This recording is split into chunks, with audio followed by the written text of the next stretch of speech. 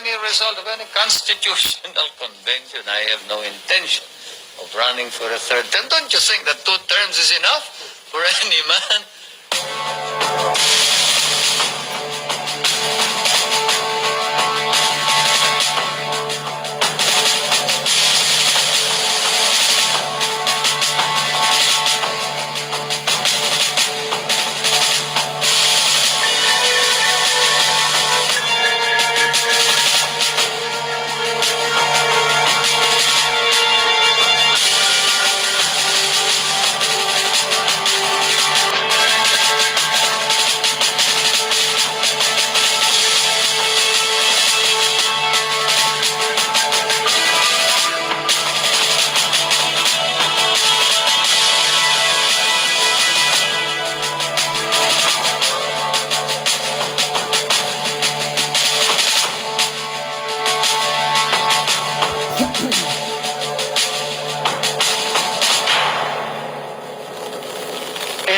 Proclaimed martial law in accordance with the powers vested in the President by the Constitution of the Philippines.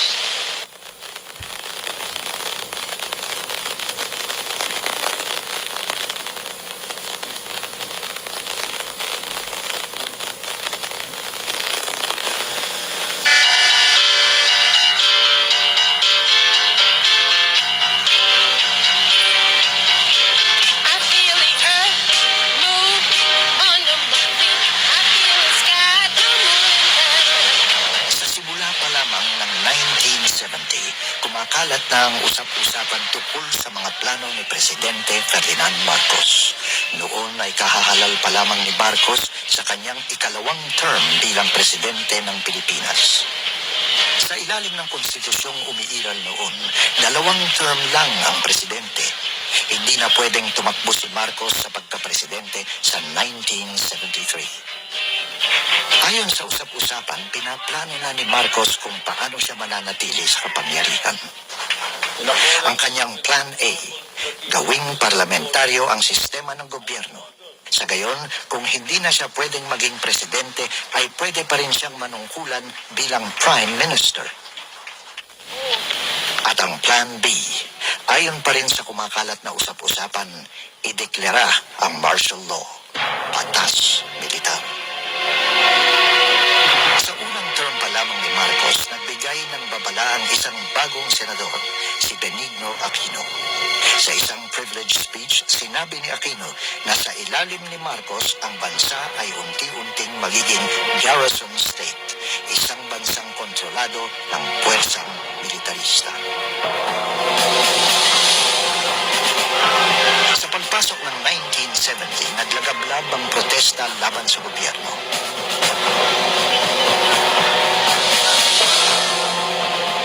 Ipinahayag nila ang kanilang damdamin tungkol sa iba't ibang isyu, ang pagtaas ng presyo ng gasolina at presyo ng mga bilihin, ang pananatili ng mga base militar ng Estados Unidos sa lupaing Pilipino, ang pagkontrol ng mga dayuhan sa ekonomiya ng Pilipinas, ang katiwalaan at kabuluhan sa gobyerno, ang palaki ng palaking agwat sa pagitan ng mahirap at mayaman.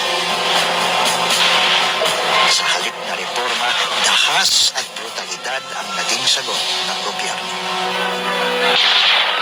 I would like to inform our people that the government has demonstrated to everyone, not only to the insurrectionary elements, but to everyone its capability to meet any threat against the civil government and against the peace and order of our city. Hindi takot ang naging epekto ng dahas militar, lalo lamang lumakas ang pagtutong. Yung mga handles na mga placards, ginagawang pamalo, tapos una mga bato, then natutunan gawin ng mga pillboxes. At yung mga sumunod na pangyayari bago mag-martial law, yung tinatawag na first quarters law, yun ang pinakamalaki na talagang kwento ng lusugin ng mga pilista ang 8-6. Malacanang, lumabas yung mga alakan ng Presidential Guard Battalion, tinawag ang Task Force Lawin at halos sa ngayon, magdamag yung Ayan, pitch battle yan sa Angola. Lumala ang krisis sa ekonomiya at politika. Nagkaroon ng devalwasyon at bumaba ang halaga ng pera. Maraming nawala ng trabaho. Natigil ang pag-unlad ng agrikultura at industriya. August 21, 1971.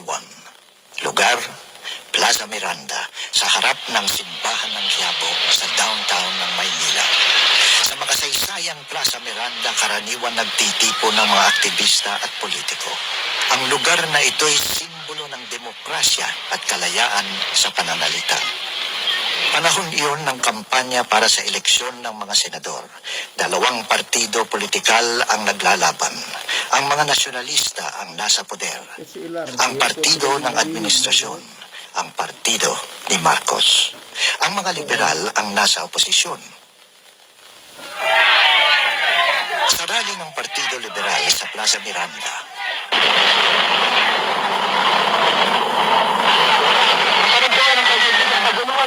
dalawang granada ang inihagis sa entablado.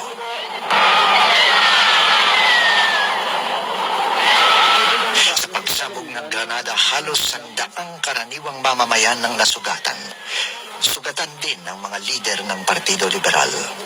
Isa na rito si Senador Jovito Salonga. Mahigit sa 100 piraso ng shrapnel hanggang ngayon ay nasa loob ng aking katawan. Makikita ninyo itong epekto sa mga kamay ko. Ito'y nalaglag na eh.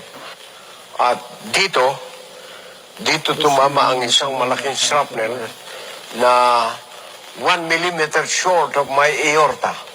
Ang sabi ng mga doktor, kung yun just so much as touch your aorta, patay ka na. So I missed death by only 1 millimeter. Si Senador Benigno Aquino, ang kaaway na mortal ni Marcos, ay hindi pa nakakarating sa Plaza Miranda nang pumutok ang mga granada. Dahil dito pinagbintangan siyang kasabwat ng mga komunista sa pambobomba sa Plaza Miranda. Isang misteryo hanggang ngayon ang insidente sa Plaza Miranda. Malakas ang suspecha noon na si Marcos mismo ang nag-utos ng pambobomba. Sa tingin ng marami, layunin niyang maghasik ng lagim at lumikha ng kaguluhan para mailatag ang pundasyon ng martial law. I, Ferdinand E. Marcos, President of the Philippines, by virtue of the powers vested upon me by Article 7, Section 10, Paragraph 2 of the Constitution, do hereby suspend the privilege of the writ of habeas corpus. Kasunod ng pambobomba sa Plaza Miranda, sinuspinde ni Marcos ang writ of habeas corpus. Ibig sabihin, kahit sino ay pwede nang ipadakip ng mga may kapangyarihan at hindi na kailangang iharap sa korte. Dahil sa lakas ng protesta laban sa writ suspension, napilitan si Marcos na ibalik ang writ of habeas corpus. Pero ang suspesyon ng writ ay parang isa ng dry run, isang pag-iensayo tungo sa deklarasyon ng martial law. Nang sumunod na taon, nagkasunod-sunod ang pagbubomba. Nasugatan ng ilang mamimili sa Joe's Department Store, pero walang nasaktan sa iba pang pambubomba. Parang ang layunin lamang ay manakot sa halip na pumatay. The only bombing that was solved, I think, was the bombing in the so-called Joe's Department Store. And it was traced to someone in the Philippine Constabulary in Camp Crame. August 26, 1971, members of the New People's Army raided a tactical command post in Isabela, destroying 2 AFP helicopters. Bukod kay Senador Aquino, ang pangunahing pinagbibintangan ni Marcos sa nangyari sa Plaza Miranda ay ang Communist Party of the Philippines o CPP na pinamumunuan ni Jose Maria Sison. Isinilang ang CPP noong 1968 sa araw pagkatapos ng Pasko. Pagkaraan ng 3 buwan, itinatag nito ang isang armadong grupo, ang New People's Army o NPA. Kabilang sa mga nagbuo ng NPA ang ilang dating HUP, mga miyembro ng Hukbong Mapagpalaya ng Pilipinas, isang grupo ng mga armadong rebelde na nakabase sa Central Luzon. Isa sa mga rebeldeng ito si Bernabe Buscaino, lalong kilala sa bansag na Commander Dante. Noong panahon na yun, lahat yata ng nangyayari biniblame sa amin, no? Noong nga panahon na yun, nagagalit kami at nag-iisip, sino kaya itong gumagawa ng ganitong intriga? Kasi iniisip namin, merong nagpapaaway, marami kami pinag-iinalaan. Pinakamalapit na may tuturo mo si ang grupo ni Marcos, Sa kalaunan, pati ang kalikasan ay tila nagbigay kay Marcos ng dahilan para ideklara ang emergency rule. Noong Hulyo at Agosto 1972, isang napakalakas na bagyo ang lumikha ng baha sa Central Luzon at sumira sa mga palayan doon. Napilitan ng gobyerno na umangkat ng halos 250,000 tonelada ng bigas mula sa ibang bansa. Tumaas ng todo-todo ang presyo ng bilihin. Muli, naglabasan sa kalsada ang mga estudyante para iprotesta ang pagtaas ng mga presyo. Narito ang ating ang hatigan ng ating mga pagkain. Samantala, namumuo ang iba pang klaseng kaguluhan sa Constitutional Convention o CONCON. Inihalal ang CONCON para palitan ng 1935 Constitution na ginawa pa noong panahong ang Pilipinas ay isang kolonya ng Estados Unidos. Dahil sa pagmamaniobra ng mga delegadong makamarcos, hindi nabigyan ng sapat na atensyon ng mga reformang panlipunan at pang-ekonomiya. Sa halip, ang napagbuhusan ng panahon ay ang mga panukalang palitan ang sistema ng gobyerno mula sa presidensyal tungo sa parlamentaryo. Ang napagtuunan ng pansin ay si Marcos. This was the great desire of our forebears, their one vision, their one dream, the dream of freedom. And today, at last, Nanggaling ang unang birada sa delegado ng Cebu, si Napoleon Rama. Nagharap siya ng resolusyon na tahasang nagbabawal kay Marcos na tumakbo para sa pangatlong term. Sinuportahan ng mayorya ang resolusyon. Ang kasunod na hakbang ni Marcos ay inilantad ni Eduardo Quintero, delegado ng Leyte, at kababayan ni Imelda Marcos.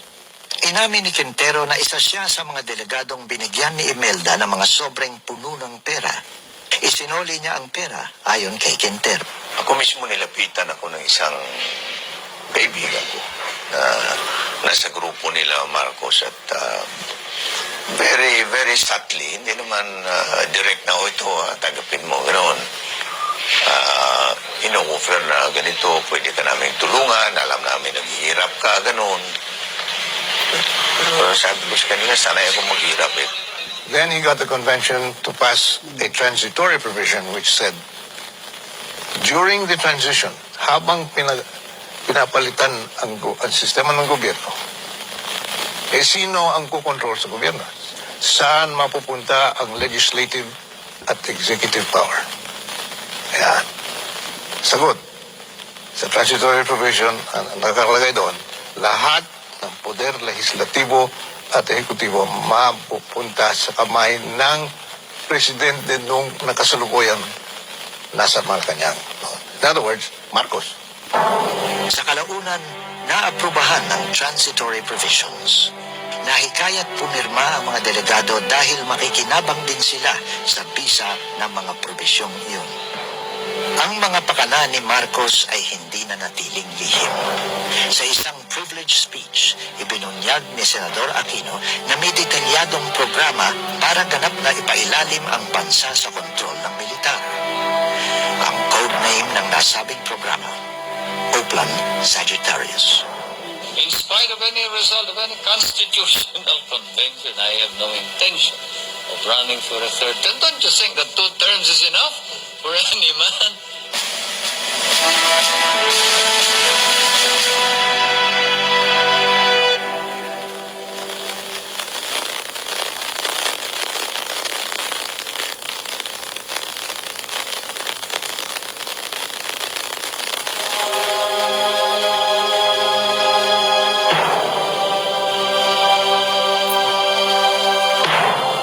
Oakland Sagittarius.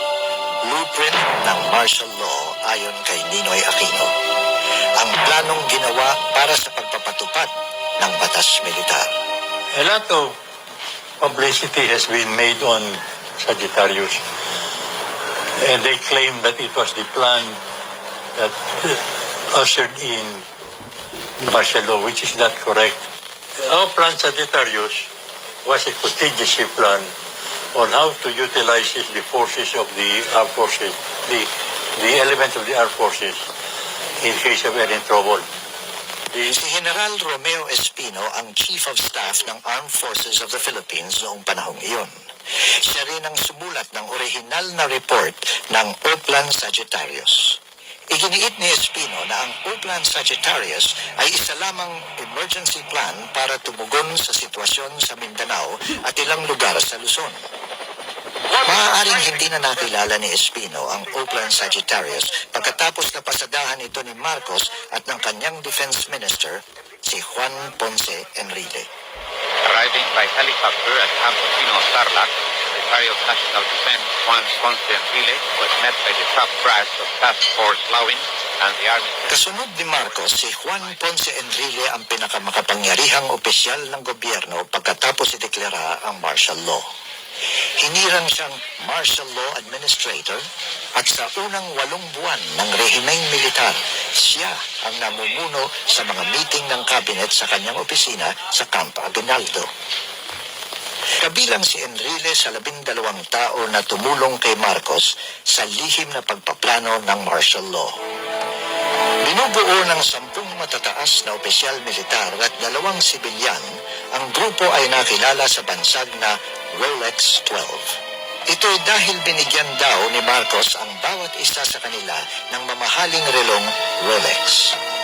The Rolex 12, which incidentally is not the proper term because what were given were not Rolex gold watches but almost fake Omega watches that all faded in a few months. Ayon sa librong Waltzing with a Dictator na sinulat ni Raymond Bonner, ang Rolex 12 ay binubuo ng sumusunod: Defense Minister Juan Ponce Enrile, General Fabian Ver ng National Intelligence Security Authority, pinuno ng Presidential Security; General Romeo Espino, Chief of Staff ng Armed Forces of the Philippines; General Fidel Ramos, pinuno ng Philippine Constabulary o PC; General Rafael Sagala, pinuno ng Philippine Army; General Ignacio Paz, pinuno ng AFP Intelligence; General Jose Rancudo ng Philippine Air Force; General Tomas Diaz ng PC; Rear Admiral Hilario Ruiz ng Philippine Navy; General Alfredo Montoya, pinuno ng Metropolitan Command o Metrocom; Coronel Romeo Gatan, commander ng PC sa Tarlac; at Eduardo Dandingo Juanco, gobernador ng Tarlac at pinsang buo ni Cory Aquino. Maaaring ang papel ni Dandingo Juanco sa Oakland Sagittarius ay tiyaking mananatiling kontrolado at tahimik ang Tarlac, kilalang baluarte ni Ninoy Aquino. Hindi lahat ng kasama sa Rolex 12 ay nakakaalam sa lahat ng detalye ng Oakland Sagittarius. Ayon kay Ruben Canoy, oposisyonistang miyembro ng Batasang Pambansa noong 1978, may iba't ibang bahagi ang plano. Sina Marcos at Enrile ang nagplansya ng mga aspetong legal para mapalabas na lehitimo ang martial law.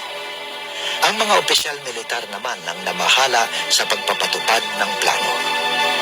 Dahil ang presidente ang commander-in-chief ng sandatahang lakas, iilan lamang ang opisyal militar na nagpahayag ng pagtutol sa emergency room.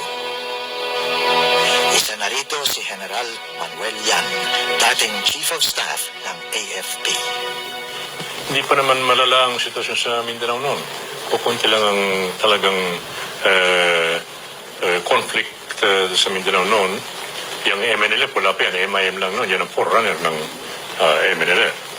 At yan naman mga hook. Hindi rin naman malala ang sitwasyon tungkol sa New People's Army na kayang sukwi naman ng ating armed forces yan through small unit actions only. At yan namang student demonstrations, noong panahon yun, tayo ay nagtatag na ng mga units of the armed forces against demonstrations. Tayo ay bumili ng maraming equipment, anti-riot equipment, in order to be able to quell this student unrest peacefully. Yan ang mga option na dapat gawin. Hindi kailangan ng martial law. Ang mga opisyal militar na tutol sa martial law ay agad na inalis sa mga sensitibong posisyon.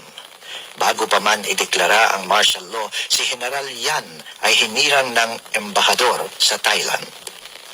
Ang isa pang tumutol, si General Rafael Ileto, Vice Chief of Staff ng AFP, ay hindi na na-promote sa Chief of Staff at muntik pang arestuhin ng ipataw ang batas militar. Somebody whispered to me from higher command that you might be arrested. So I said, that's all right. To show you that I was maybe considered one of the threats to the success of martial law. I had voiced my disagreement in some instances, and so I was left without any command, and I was under observation. I was almost forced to accept a diplomatic post, which lasted for about 10 years. September 22, 1972. Lumabas sa radyo at telebisyon ng balitang inambos ang kotse ni Kalihim Juan Ponce Enrile. Ang insidenteng ito ay isa sa mga binanggit na dahilan sa pagdedeklara ng martial law. Pero gawa-gawa lamang ang ambush. Aaminin nito ni Enrile mismo pagkaraan ng 14 na taon sa unang araw ng pag-aalsa sa EDSA, February 22, 1986. Bago pa man umamin si Enrile, ibinunyag na ito ng periodistang si Primitivo Mijares sa kanyang librong Conjugal Dictatorship. Dating malapit si Mijares sa Malacanang. Ayon sa kanya, bago nangyari ang Peking ambush ay tinawagan pa ni Marcos si Juan Ponce Enrile at tinatasang gawin na ang napag-usapang dapat gawin. Make it look good, di umano'y sabi ni Marcos. Baka mas magandang may masugatan o mamatay, siguruhin mong umabot sa big news o newswatch. Noong gabing iyon, nang pauwi na si Enrile, tinadtad ng bala ang kanyang sasakyan habang dumaraan sa Wakwak Subdivision, Mandaluyong. Sinabi ni Enrile na nakaligtas siya dahil ang sinakyan niya ng gabing iyon ay ang kotse ng kanyang mga bodyguard. Kinabukasan, lumabas si Presidente Marcos sa telebisyon. I have proclaimed martial law in accordance with the powers vested in the President by the Constitution of the Philippines. I assure you that I am utilizing this power for the proclamation of martial law vested in me by the Constitution for one purpose alone, and that is to save the Republic and reform our society. 23 ng Setyembre 1972, nang malaman ng bayan na nagsimula na ang panahon ng martial law. Pero 21 ang opisyal na petsang nakasulat sa Proclamation 1081. Now, the limit has been reached, for we are against the wall. We must now defend the Republic of the Philippines with this stronger power granted by the Constitution. To those guilty of treason, insurrection, rebellion, it may pose a grave danger. but to the ordinary citizenry, almost all of you, whose primary concern is merely to be left alone to pursue your lawful activities. This is the guarantee of that freedom that you seek. All that I do and we in government must do is for the Republic and for you.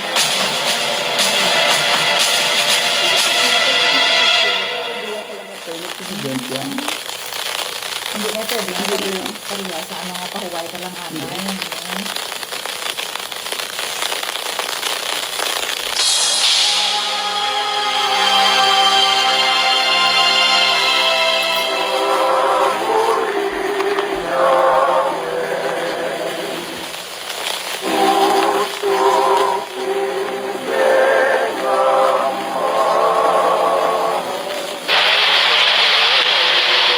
This is the old but lucky bed where the president was born in the morning of Monday at 7 o'clock, September 11, 1917. Oh, we had our bed here. My husband is there, then over the crib would be there by his side. Ang presidenteng nagdeklara ng martial law ay kinilalang isa sa pinakamatalinong Pilipino ng kanyang henerasyon. Habang estudyante sa law school at 21 anyos lamang, nasangkot siya sa isang kontrobersyal na insidente. Ang kanyang ama, si Mariano Marcos, ay natalo sa pagkakongresista ng Ilocos Norte. Ang nanalo ay si Julio Nalundasan.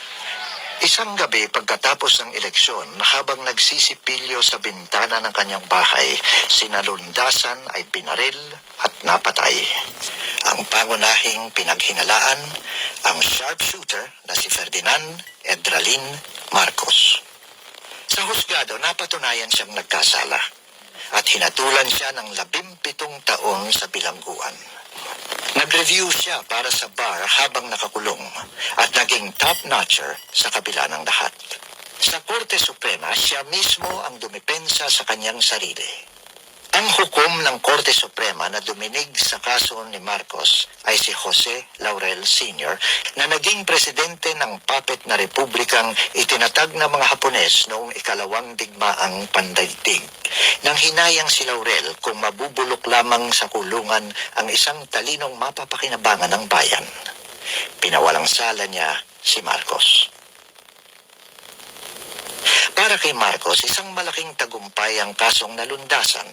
Sa panahon ng gyera, mas marami pa siyang tagumpay na inangkin, karapat-dapat man o hindi.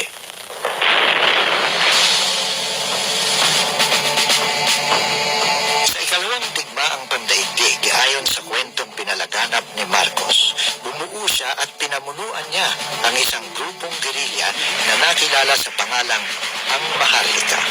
Humigit kumulang sa 30 medalya ang di umano'y hinakot ni Marcos dahil sa kanyang kabayanihan.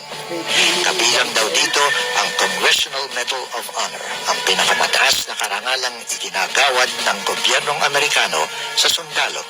He was a defender of Bataan. He was an officer in one of the intelligence units of the Filipino group in Bataan. But to exaggerate his role, that he delayed the fall of Bataan by 3 months, single-handedly. My God, that's too much of a feat of any ordinary mortal. Si Congressman Bonifacio Gallego, isang dating opisyal ng Army Intelligence, ang unang nagpunyag na karamihan sa mga medalyang pinagparangalan ni Marcos ay huwad, peke. Peke man o hindi, nakatulong ang mga medalya sa pagsulong ni Marcos sa larangan ng politika. 4 na taon pagkaraan ng gera, nahalal siya bilang kongresista ng Ilocos Norte. Ang pwestong napanalunan ni Julio Nalundasan may 1 dekada na ang nakaraan. 3 term nanungkulan si Marcos bilang kongresista ng Ilocos Norte. Pagkatapos, nahalal siyang senador at lumabas na top-notcher. Di nagtagal, naging Pangulo siya ng Senado, isang pwestong ginagawang tuntungan ng mga nangangarap na maging presidente ng Pilipinas. Para kay Marcos, pati ang pag-aasawa ay isang desisyong politikal. Kongresista siya noong makilala niya si Imelda Romualdez. Sa loob lamang ng ilang araw, napasagot niya at pinakasalan ang Rosas ng Tacloban. Sa pagpapakasal kay Imelda, nagkaroon si Marcos ng baluarte sa 2 rehiyong mayaman sa boto. Taga-Sur si Imelda, taga-Norte ako. Nasabi niya sa isang interview, kung magkasama kami, saklaw namin ang buong bansa. What can I do? What can I be? When I'm with you, I wanna stay there. If I'm true, I'll never leave, and if I do, I know the way there. Tama ang kanyang kalkulasyon.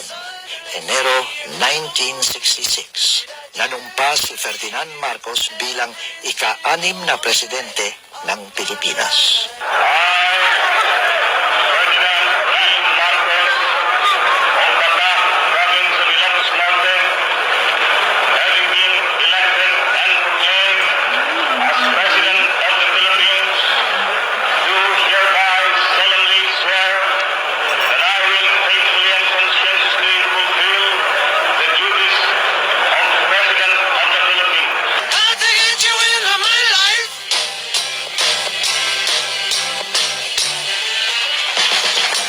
I think the first term in particular was memorable for the achievements in infrastructure.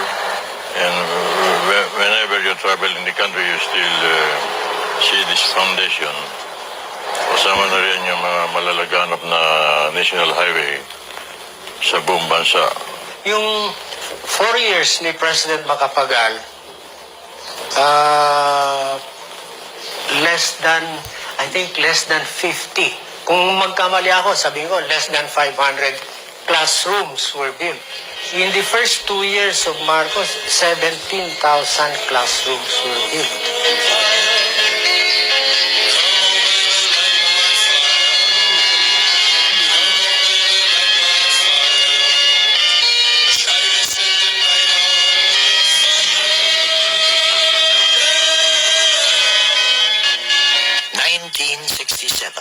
Eleksyon para sa Senado.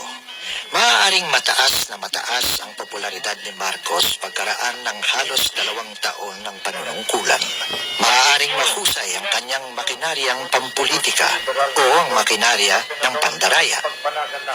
Ano man ang dahilan, lahat ng kandidato para sa senador ng Partido Nasyonalista, ang partido ni Ferdinand Marcos, ay nanalo. Liban sa isa, ang tanging kandidato ng oposisyonistang Partido Liberal na nakalusot ay si Benigno Aquino Jr., dating gobernador ng Tarlac. Walang inaksayang panahon si Aquino sa Senado. Sa kanyang kauna-unahang privilege speech, binatikos niya ang militarismong pinapairal ni Marcos. Sa sumunod na buwan, muling nagtalumpati si Aquino para ilantad ang isang nakakagimbal na istorya, ang Jabida Massacre. Yung Jabida ay isang proyekto yan na inaprubahan ng Pangulong Marcos. Ngunit ang pinaka-objective niya na mahusay na ang gusto, kung pwede, yung Saba ay makuha ng Pilipinas. Diyan nagkaroon ng anomalya na naman. Yung kwartang dapat na ibigay sa mga kabatang Moro na nagtitraining ay hindi binigay. Nagalit yung mga Moro na nag-mutiny sila. Kinalaban nila yung mga opisyal na nagdala sa kanila ron. And ang nangyari, yung mga nagtitrain sa kanila, mga miyembro ng ating AFP noon, pinatay yung mga ibang Moro. Sa taon ding iyon, isang naiibang iskandalo ang pumutok, ang Davie Beans Affair.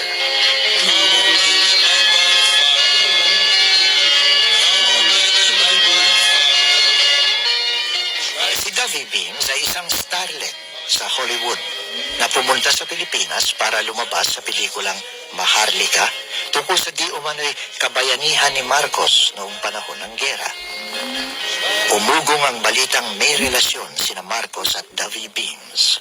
Dahil pinutol ni Marcos ang relasyon ng matunugan nito ni Imelda at dahil hindi nabayaran si Davy Beams sa pagganap niya sa pelikula, tumawag ang starlet ng press conference. Ipinarinig niya ang ginawa niyang cassette tape ng umano'y pagtatalik nila ni Marcos.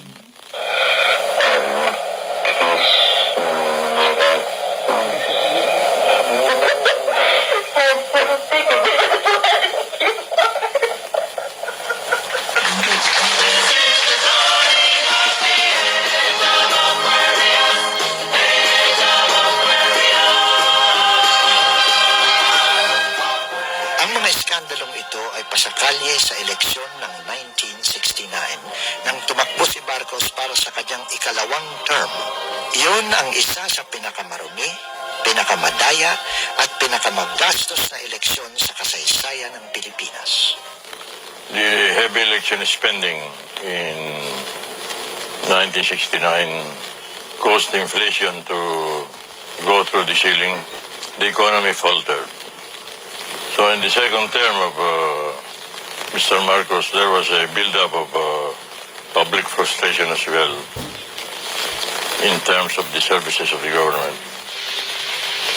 Ang pagkawala ng tiwala ng publiko ay lalo pang naging kapansin-pansin sa eleksyon ng 1971 pagkatapos ng pagbomba sa Plaza Miranda.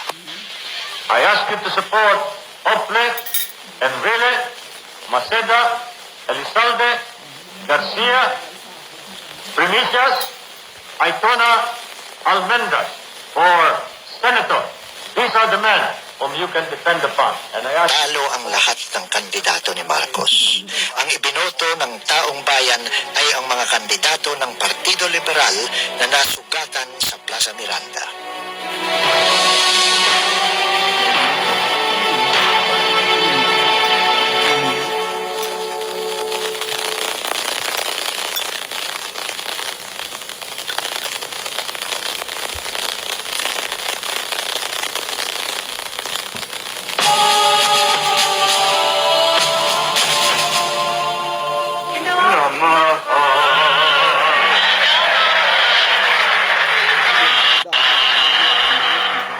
Pag-ibig ko'y hindi mag-iba. Hindi mo ba nadaramasinta? Bawat kilos ko'y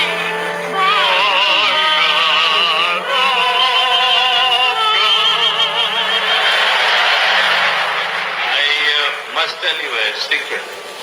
First Lady and I pledge to ourselves, we will not sing, we will not find any joy, and we won't be happy.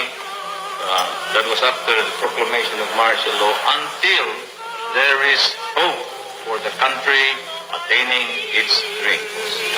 Now that we have sung tonight, it must be because of the fact that the country will soon realize the dreams that our people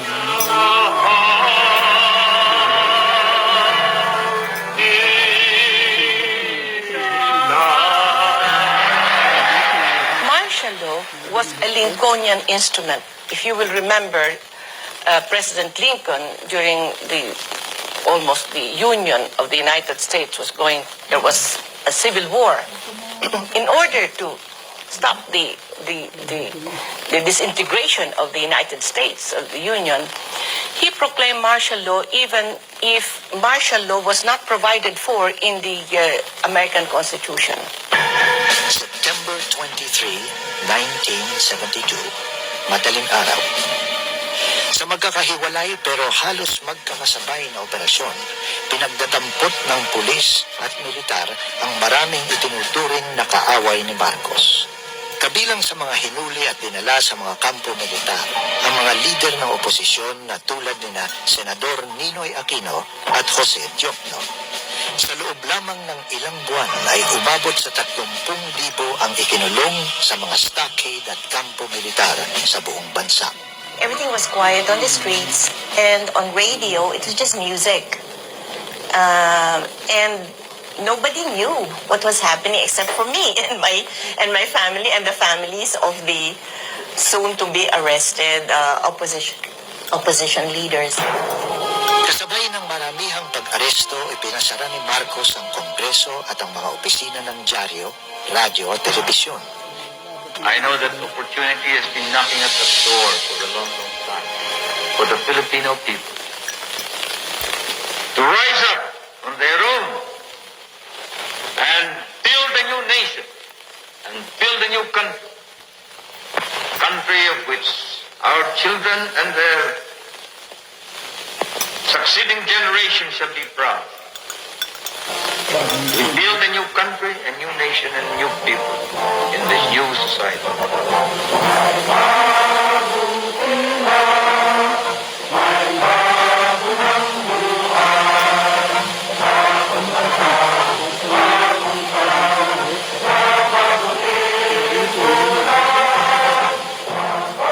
New society.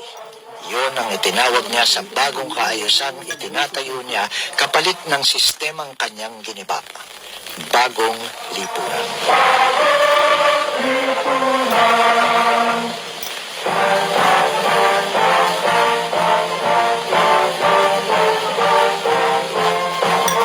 Sa biglang tingin, mukhang kapuri-puri ang mga unang ginawa niya para mailatag ang pundasyon ng pinapangarap niyang bagong lipunan. Iniutos niya na lansagin ng mga private armies. Pinasuko niya ang mga armas na hindi lisensyado. Pinatalsik niya ang humigit kumulang sa 6,000 empleyado ng gobyerno na di umano'y kasangkot sa graft and corruption.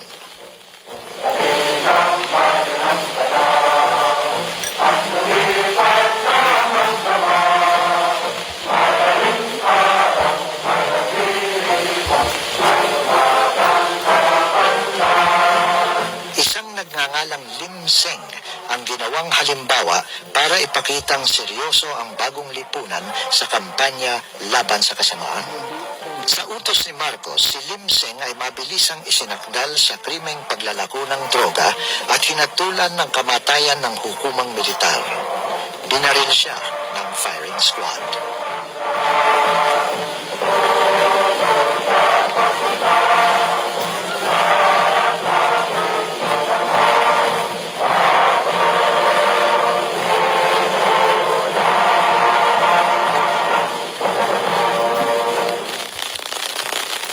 Estudyante pa lamang siya sa universidad, ay sumulat na si Marcos ng thesis tungkol sa authoritarian governments, sa madaling salita, diktadura. Ngayon na isinakatuparan na niya ang kanyang thesis. Ang filosofiya ng kanyang paghahari ay tinawag niyang constitutional authoritarianism.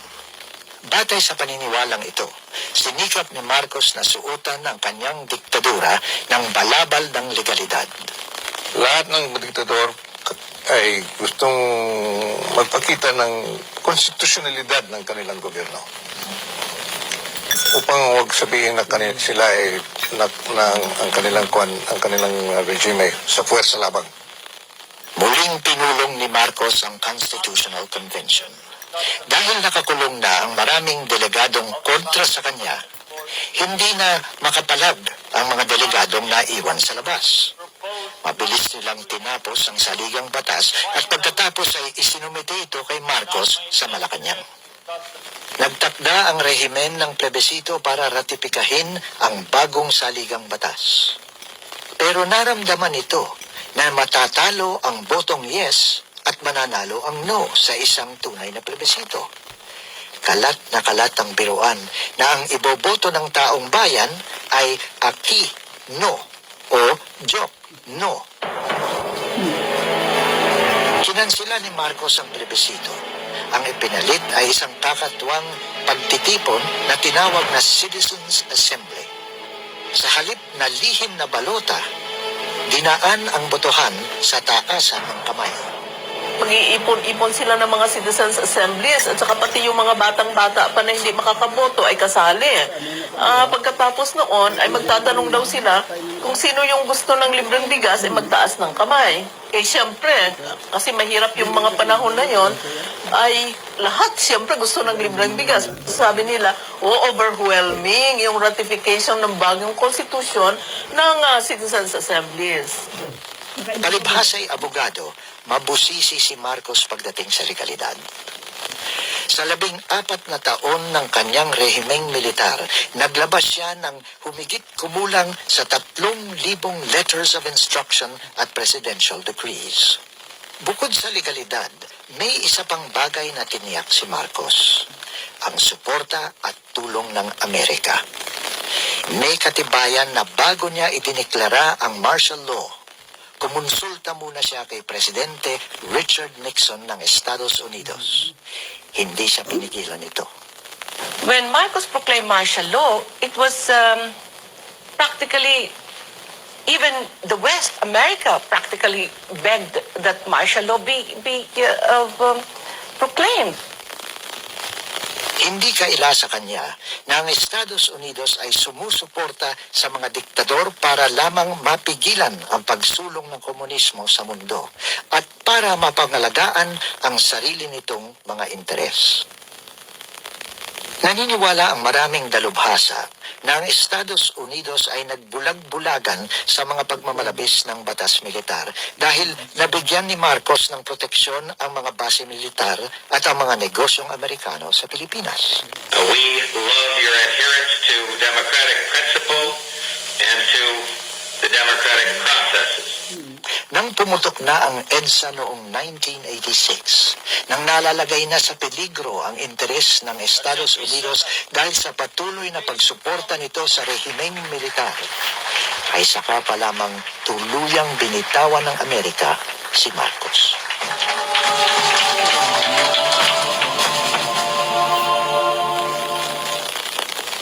Yan, nagtawag ka na cut. Chicken cut cream.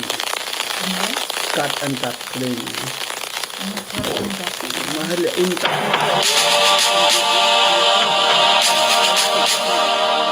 Wala kaming human rights violation dito sa Pilipinas. Araw-araw nga meron kang kaba dahil sa una-una hindi mo nakikita kung ano yung haharapin mo, no?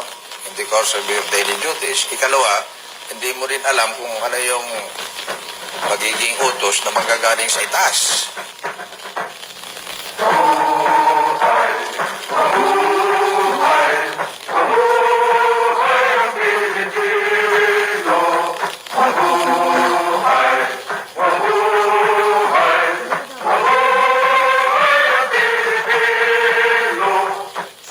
Ang tagapagpatupad ng martial law ay ang Armed Forces of the Philippines.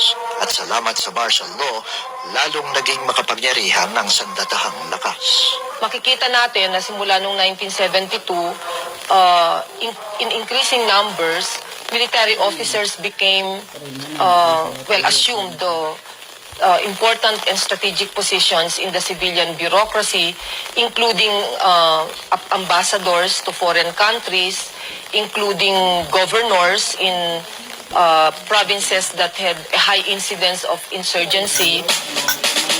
Lumaki ng husto ang puwersa ng AFP at lumobo ang budget nito. Para masentralisa ang kapangyarihan, ang pulisya na dati nasa ilalim ng mga alkalde ay ipinailalim ni Marcos sa militar. Ang danger naman itong centralization, particularly when you don't have competing centers of political power, is that power is controlled, by a very select group. And all the instruments of repression, state repression, are under the control of one person. So walang check and balance. Dinalasan ni Marcos ang militar para matiyak na ang nasa matataas na pwesto ay tapat sa kanya. Pinaboran niya ang mga kapwa Ilocano pagdating sa promosyon. Ang pangunahing nakinabang, si General Fabian Ver. Kalalawigan at dating driver ni Marcos, si Ver ay naging isa sa pinakamakapangyarihang tao sa rehimeng militar. Well, he was so powerful. He even checked on the people I recommended for promotion to the president. Hindi matatawaran ang katapatan ni Ver kay Marcos. Ayon sa biru-biruan, kung palulundagin daw ni Marcos si Ver, ang isasagot nito from what floor, sir? Tatlong ahensya ang pinamunuan ni Ver, ang Presidential Guard Battalion, ang Intelligence Service of the AFP o ISAF, at ang National Intelligence and Security Authority o NISA. Ito yung mga intelligence agencies na may tungkuling mag-espiya sa taong bayan. When you change from a democratic system to an authoritarian system, you need to sharpen and empower the intelligence agencies of the government because you have to know where the sources of dissent are. The general order signed by President Marcos said that even civilians can be hauled before a military court. Eh pag dyan, wala ka na because the rules there are on rules on soldiers for military discipline. One lopsided yan. Ang mga jueces yan, panay military officers, hindi mga civilian judges, hindi nga mga abogado yun eh. So, one-sided. Malupit at walang pakundangan ng militar at ang pulis. Sa ilalim ng rehimeng Marcos, ayon sa grupong Amnesty International, humigit kumulang na 70,000 ang ikinulong, 34,000 ang dumanas ng torture at 3,240 ang pinatay. Ginamitan ako ng electric shock, no? Kuryente, inubad, binuhusan ng tubig, lagyan ng dito, kuryente. Tapos sa iba't ibang bahagi ng katawan ko yung other end ng mula dito pababa hanggang sa Nakita ko nga minsan nung hindi pa ako nare-release doon sa Rane.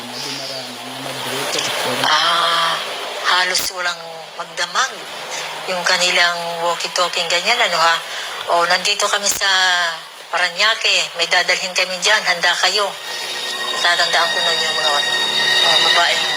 Nagtatapat naman ng mga na-rape at saka yung talagang, at saka yung mga istorya nila bago sila nakulong na may mga kasama silang pinapaupo sa ice, ganyan, and so on. Talaga nakakapangilabot. Kabilang sa libo-libong nakulong sa panahon ng martial law ay sina Nena Fajardo at ang kanyang asawa. Si Nena ay pinaghinalaang may koneksyon sa mga komunista. 19 anyos lang siya noon. Nakunan si Fajardo habang nasa detensyon, pero hindi agad dinala sa doktor. Nang lumaya silang mag-asawa, naging aktibo sila sa pag-oorganisa ng mga taga-tundok. Hindi nagtagal ay pinatay ang asawa niya. Hindi ko malaman kung anong pakiramdam ko noon. Kung madudumi ako, masusuka ako. Basta hindi ko alam. Pero pinilit ko noon kasi dinala din ako ng ospital dahil na-shock din ako dahil nakita ko talaga sa TV asawa ko binubuhat na parang baboy. Ang feeling ng mga anak ko, hindi ko mahal ang tatay nila. Ang hirap kong bumawi doon. Kasi hindi nila ako nakita nung buhol. Kasi sila hindi ko rin mahalin ang feeling nila. Tapos galit sila, hindi lang sa militar. Pati sa Kilusan, nagkaroon sila ng galit nun eh. Dahil kung hindi daw sila sumama sa ganito, hindi mangyari sa tatay nila yun. Saka kung hindi rin daw ako nandito, hindi ko sila mapapabayaan.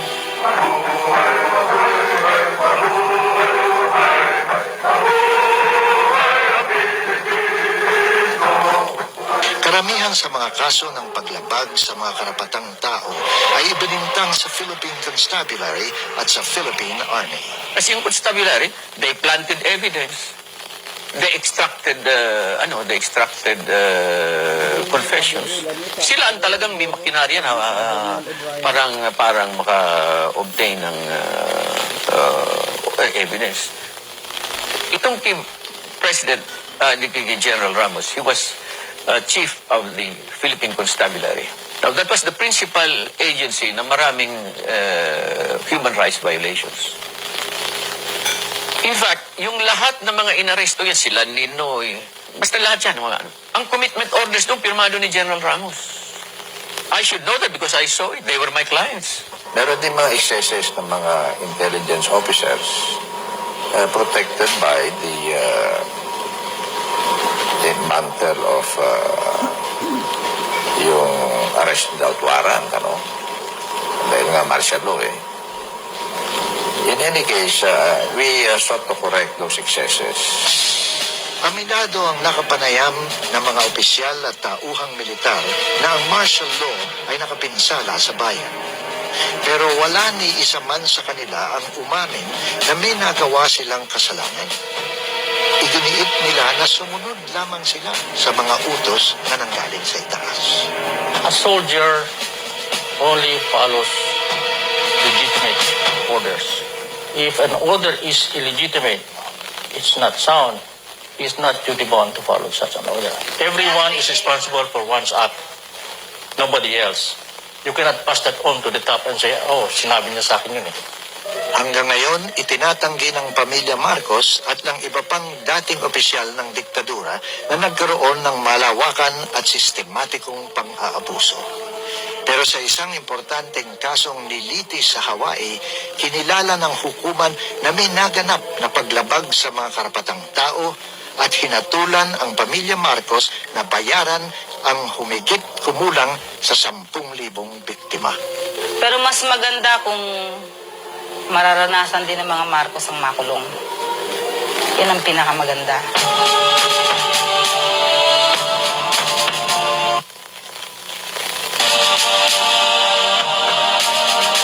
There was no Filipino that was executed during the martial law period, even if he was convicted with murder or convicted for a death sentence. Walang Filipino. That's what martial law can be proud about. It was a compassionate society. It was a benevolent leadership.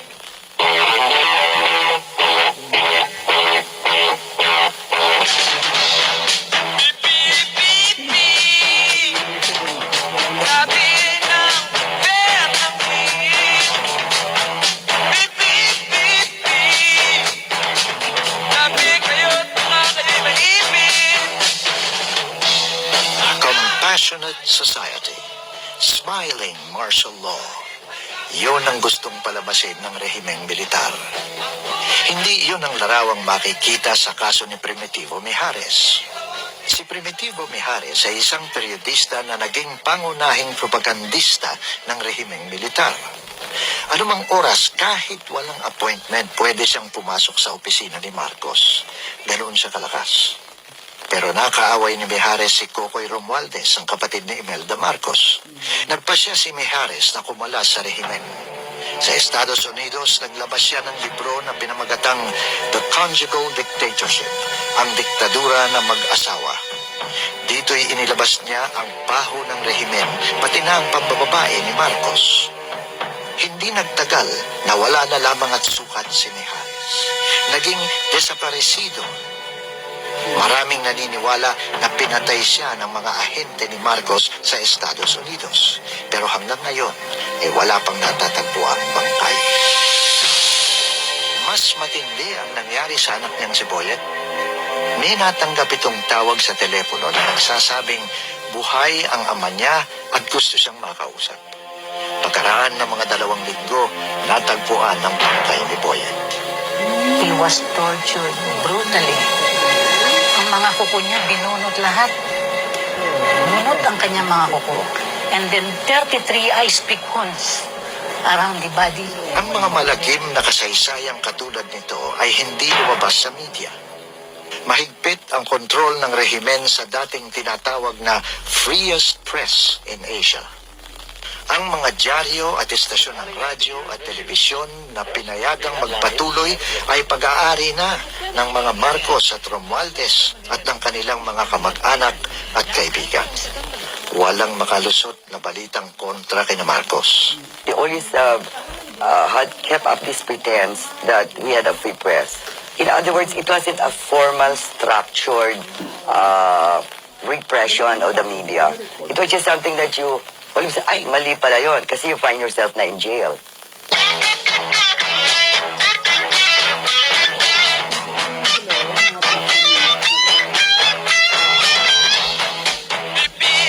Kapalit ng kalayaan sa periodismo at kalayaan sa pagpapahayag ay ipinakalat ang mga slogan tungkol sa bagong lipunan. Sinikil ng rehimen pati ang mga biro at pinarusahan ng sino mang nangahas na gawing katawa-tawa ang anumang aspeto ng bagong lipunan.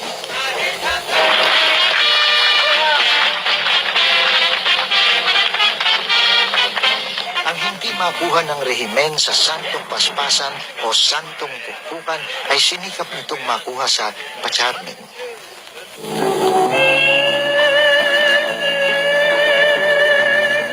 Mrs. Marcos can be so charming, you know. I remember a story by Lino Broca who really hated the guts of Mrs. Marcos. But when they meet in a party, Mrs. Marcos would charm him off his chair. And he would respond in kind and be very gracious to her. And then when she leaves, she'll say, bakit ko ba kinausap yung buruhang yun? I remember when he became president, I asked him, now Ferdinand, that you are president, this was in 65, what's my role as your first lady? And he said, you as first lady and mother of the country, he said, while I, Ferdinand, the father, build the house, you make it a home. And so I had to reflect, what makes a home? Love. What is love when made real? Beauty. Then I saw her face. Now I'm a believer. Now her trace. Put down in my mind. Si Imelda Romualdez Marcos ay tinawag na secret weapon ni Marcos nang tumakbo ito sa pagkapresidente. Sa panahon ng martial law, tinawag siyang Iron Butterfly, sapagkat ipinagsama niya sa kanyang katauhan ang ganda ng paru-paro at ang tigas ng asero. Dati, kontento na si Imelda sa pagiging butihing may bahay. When the Dobby Beams affair happened, she then took it upon herself to prove her worth. That, you know, she was someone to contend with. Ikaw ang Miss Universe ng buhay ko.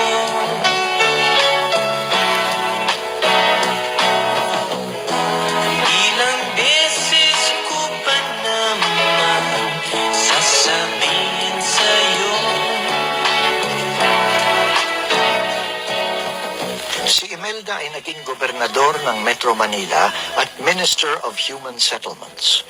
Pumirma siya ng mga kasunduan sa China, Union Soviet, Roma, Yugoslavia at Libya. Hindi lamang siya unang ginang. Ang tawag sa kanya ay the other president. Ang kapangyarihan niya ay halos kapantay ng kay Ferdinand Marcos. Naging pamoso si Imelda sa kanyang pagwawaldas ng pera ng bayan. Sa shopping, sa mararangyang handaan. Ayon sa mga kritiko, si Imelda ay may edifice complex. Ito'y sa dahilang nagpatayo siya ng kung ano-anong edipisyo at gusali. Folk Arts Theater, Philippine International Convention Center, Heart Center, Lung Center, Kidney Center, Film Center, Cultural Center. Yung Cultural Center, yun ang parang our monument to the Filipino soul and spirit. Doon natin ilalagay lahat ang kagandahan na that we have upheld, the beautiful and the good and the right that we have upheld and the true that we have upheld as a people through the centuries. Nang ikasal ang anak niyang si Irene, balitang gumasto si Imelda ng $1 million para lamang ipaayos ang simbahan sa Ilocos Norte. Ilang buwan pagkatapos ng kasal, nawasak ang simbahan sa isang lindol. Isang paboritong proyekto ni Imelda ay ang Film Center. Minadali ito para magamit sa Manila International Film Festival o MIFF. I swear, it looked like the slaves building the pyramid.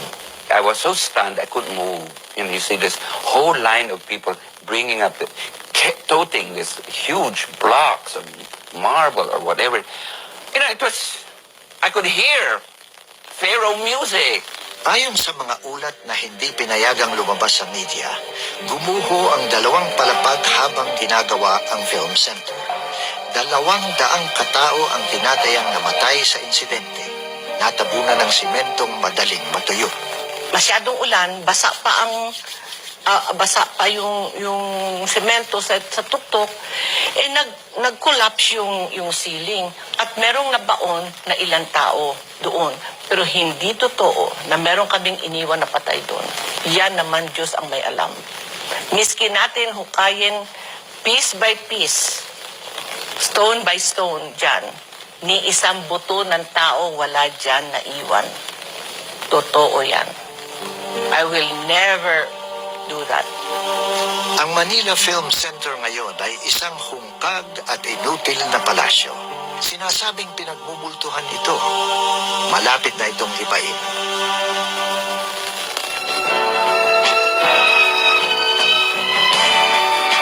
Bakit ngayon? Ang dumi-dumi.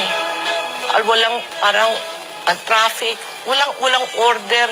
At tapos pagka nakikita ko pa yung mga bata, yung mga bulag, yung matatanda, naglilimos, wala man lang pumapansin.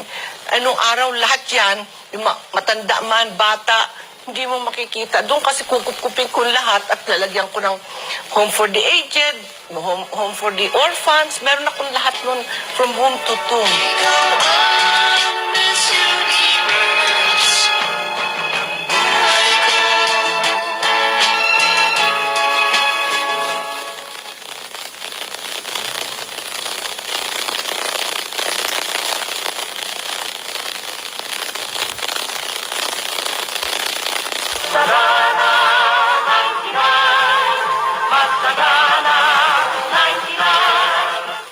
Sa kanyang ikalawang presidential decree sa ilalim ng batas militar, ipinahayag ni Marcos na ang buong Pilipinas ay isa ng land reform area.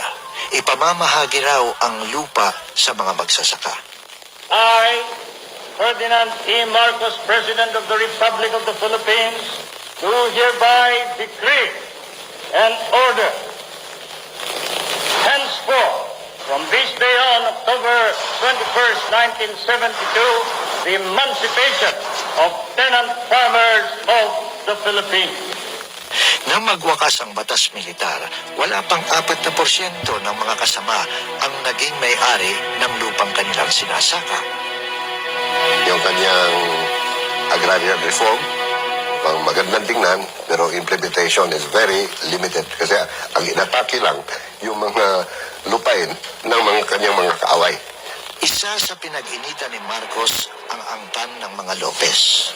Malawak ang kanilang mga tubuhan at marami silang negosyo. Minahan, dyaryo, radyo, telebisyon, kuryente. Pinag-interesan ni Marcos ang mga ito. Si Henny Lopez, pamangkin ng dating Vice Presidente Fernando Lopez, ay inaresto at ikinulong matapos pagbintangang kasangkot sa tangkang patayin si Marcos. Para mapalaya si Henny, pumayag ang mga Lopez na isuko kay Marcos ang ilan sa kanilang malalaking negosyo. The day they were supposed to sign the contract, the lawyers of Mr. Marcos asked my father, said, Mr. Lopez, you're about to sign the contract. You haven't even read the agreement. He said, if I disagreed with any of these conditions, will you change it? They said, no. Well, he said, then what's the point? So he signed. Nakuha ni Marcos ang Meralco at ABS-CBN. Pero hindi siya tumupad sa pangako. Naka5 taon sa kulungan si Henny Lopez. Lumaya lang siya nung umiskapo sila ni Serge Osmeña mula sa maximum security prison sa Fort Bonifacio. That was a very traumatic experience in my life. Where one day you were, you might say, on top of the world, and with the, what is it, 1061, 1081, what's the name of it? 1081? He demolished everything overnight. Binuwag ni Marcos ang bahagi ng lumang oligarkiya na sumasalungat sa kanya. Pero pinalitan niya ito ng isang bagong pangkat na binubuo ng kanyang mga kamag-anak at katoto, ang mga cronies. Isang bagong kaayusan sa negosyo ang lumitaw, crony capitalism. Kabilang sa mga nakinabang sa martial law ang sariling pamilya ni Marcos. Ang kapatid niyang si Pacifico, isang doktor, ay nagkanegosyo sa insurance, banking at real estate. Ang isa pa niyang kapatid, si Fortuna Barba, ay napasok sa shipping. Ang kanilang ina, si Josefa Edralin Marcos, ay nabigyan ng kontrol sa mga kumpanya ng pagtotroso, tabako at food processing. Lahat-lahat, 48 kumpanya ang hinawakan ng pamilya Marcos.